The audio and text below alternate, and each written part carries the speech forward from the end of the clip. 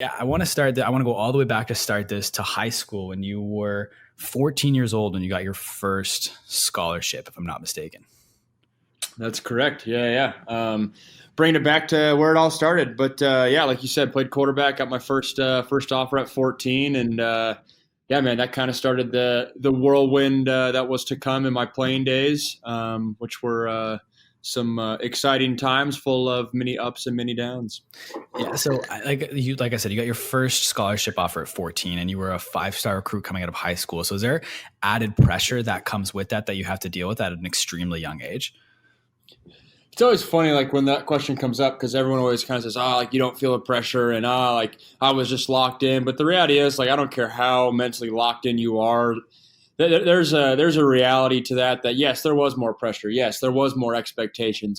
The standard for me was just naturally higher, and it was awesome because I embraced that. I wanted that. I worked for that, and so it never was a burden, I would say. But if we're being real, yeah, there was an extra sense of pressure. I think a perfect example is a lot of guys in the athletic world or college football world, they'll redshirt their freshman year, and that's just kind of standard. That's like what you do. But for me, I remember when I was redshirting, those were some stressful times. Like, gosh, I got to get on the field. I got to start playing. This like I'm supposed to do this. I'm supposed to do that. Those thoughts definitely start creeping in your head, and in that regard, I would think that the pressure was more so for me and guys in my scenario, more so than other guys. And so I'm always curious as to the reasoning behind the school that you picked. So you ended up going to USC, but you also had offers from Oklahoma, Alabama, Washington. So what was it about USC that made you go there?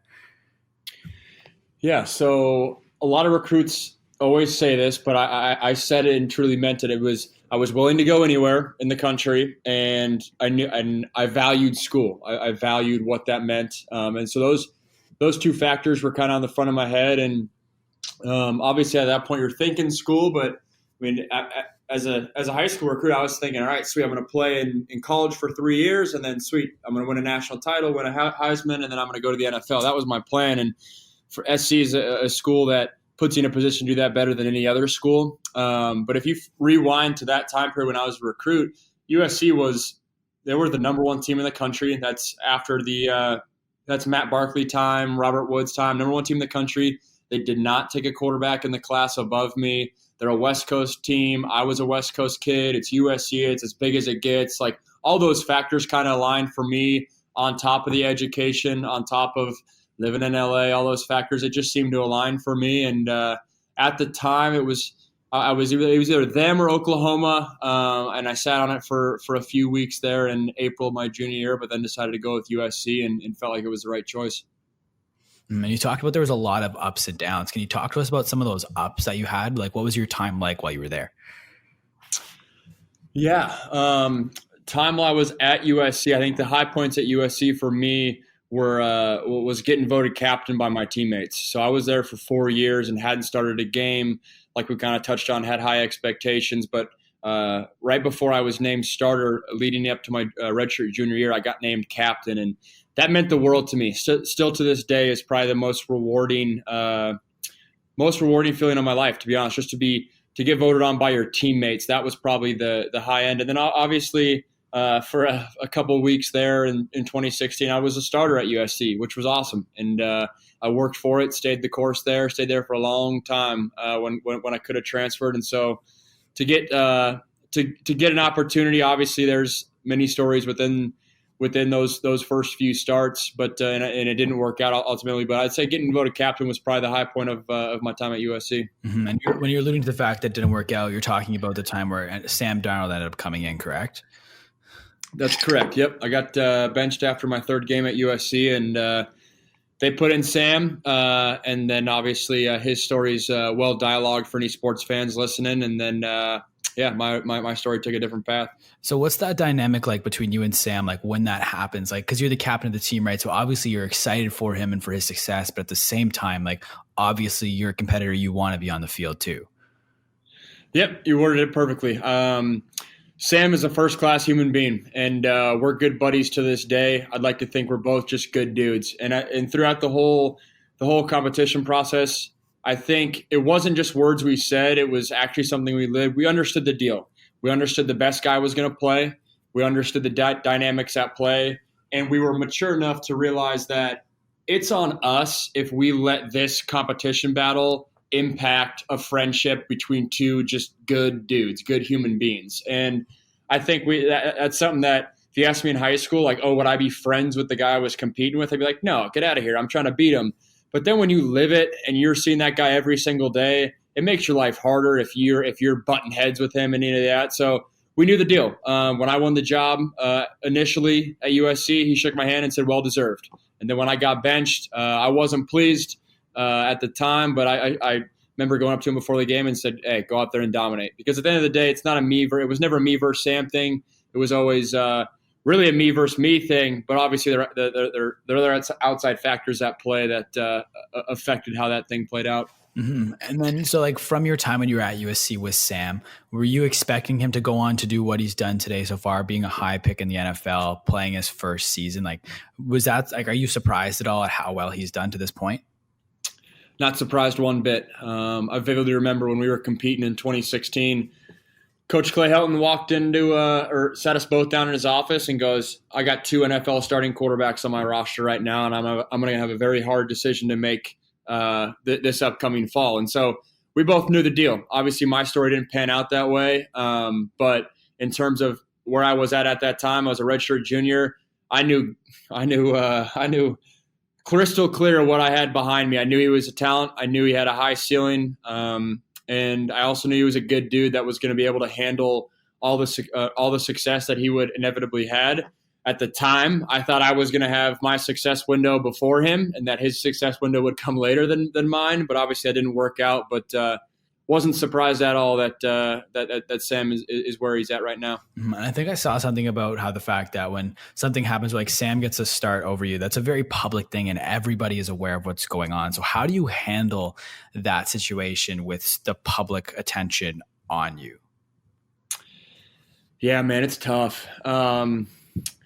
I think my go-to, I always struggle kind of verbalizing what that is because so in my gut, it's like, I don't know, like I'm sitting there and I'm just kind of trying to be me, take it one day at a time. Like there's tons of pain and like suffering and all those negative emotions like grief and all that. But throughout it all, my go-to answer with that is I just try to keep perspective in the whole thing. I just tried to say, yes, I just got benched. Yes, this is like 4 years or a lifetime of work that just got blown up in my face. Yes, I'm a captain. It's embarrassing. I'm a 5-star. I didn't live up to expectation. All those things, all those factors come into play. You're getting ripped on in social media. All those factors come into play, but I was just like, hey, control what I can control. I was confident with the deliverable I brought to the table every single day, and so that allowed me to have no regrets throughout it all, which was definitely a positive. And the social media aspect is one thing I was really curious to ask you about. Like, how do fans treat athletes online? Yeah, it's awful. They hide behind their social media presence, hide behind their handle. And I think that's something that throughout my career, I feel like a lot of the things I'm the same Max Browne. I'm the same dude. But my relationship with social media is one thing that's definitely changed. I remember as a freshman at USC, I would go to practice and then I'd be the first guy that would like scroll Twitter and like kind of see what people were saying and all that stuff. And not in like I want like compliments and I want good things. I was just like, oh crap, are they saying good things or saying bad things? Especially as a kid who I didn't play close to home. So those social media updates are what everyone back home is seeing. And so that's like, that's my reality to an extent. And so I was always like, what are they saying? What are they saying? But then as my career went on and what people were saying on the Twitters and on Instagram was not positive, I had a real heart to heart with myself of like, I can't listen to that. And then that was something I grew with. And it gets to the point now where I'm super active on social media. I'm always commented on like college football pages and I get ripped into like about my playing career and how bad it was and how much of a failure I am and all that stuff. But you just get numb to it. And I kind of just rattle that off, just kind of like, oh, it's something casual. But that's years and years of me really owning the fact that I got to control what I can control. And I think that's definitely a progression that's hard for a young guy, especially as Instagram kind of becomes more and more ingrained in younger prospects. That's hard. But if you keep your wits about you, it's something you definitely can grow and improve in. No, I agree. Like I work in sport, and I can see some of the hate that gets directed towards individual players just because I'm managing a team account. And even like when it's not directed personally at me, I'm just like, whoa, like I'm almost like a little offended, but it must be a completely different thing when it's directed specifically at you, especially now that you're leading a public life still, despite not playing sports, and people can still associate your name with your time at USC. Like that must be just Yeah. a tough thing to handle from time to time though. Yeah, it's definitely tough. I think it's also a byproduct of, I think over the course of the time, it's those little Twitter trolls or whatever you want to call them. I think those like naturally kind of fade. I think what really gets guys into trouble is when they go public on social media and tell people how great they're going to be and tell people they're going to do this and do that and I'm the best thing since this. And then if that doesn't happen, then that's where it's like, oh, like there's a sense of embarrassment. There's a sense of, oh, I can't post this, or then guys really get on them, and then it becomes almost real. And so that's the biggest area that I almost cringe with when I'm watching these high school prospects or anyone for that reason post this about how good they're going to be or say this or predict this. And it's just like, yeah, man, I get the whole confidence. I get the whole I'm all in on plan A, but there's a time period where you flash forward 4 or 5 years, and I see it with my teammates all the time, where they said that and then now things didn't work out, and then their presence on social media and kind of who they are, their identities wrapped up in this, and it's they find themselves in a tough spot. It's not easy for sure. Mm-hmm. And then it was your senior season where you transferred to Pitt, correct? Yep. So I did the whole grad transfer route. So that was for my 5th year. I grad transferred to Pitt. Yeah.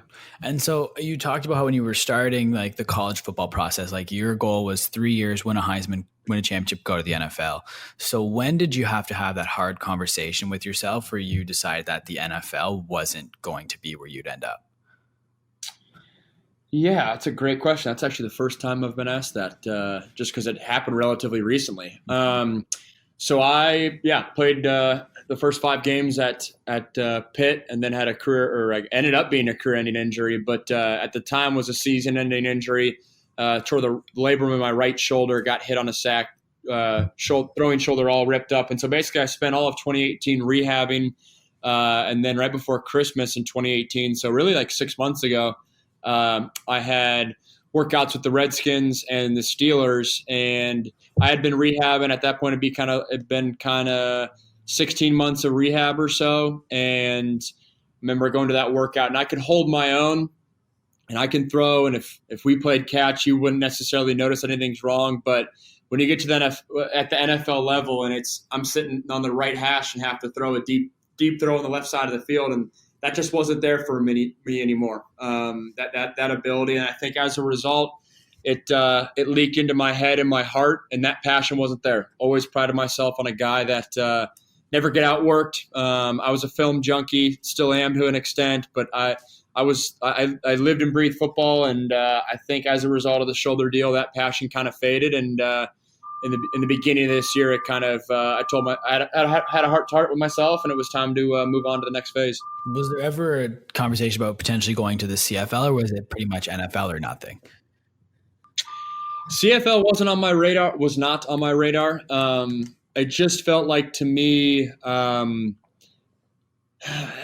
there's a point a portion of me that kind of feels like CFL is just prolonging the inevitable in terms of it's just like, oh, I play because I don't know what else to do. To me, I always knew that I had other aspirations in life, whether my football career ended it never started in the NFL, or if it ended 20 years later and I find myself at 40 with the next chapter. I always kind of envisioned building a bigger legacy post football. And so to me, it just felt like time to move on. I totally get there's a time and place for the CFL, but that wasn't for me moving up to Canada. I entertained the AAF for a little while, but that window closed on me, and so it just felt like time to move on.